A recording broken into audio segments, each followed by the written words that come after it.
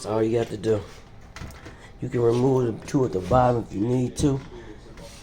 But I don't see no need for me to do that extra when I can just lift this up just like that and put the belt under there and get the belt back on and go from the back, hook it back up to the tensioner and pull it. You know? And I'll show you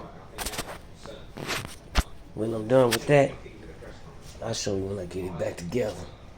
Stay tuned. Part 3.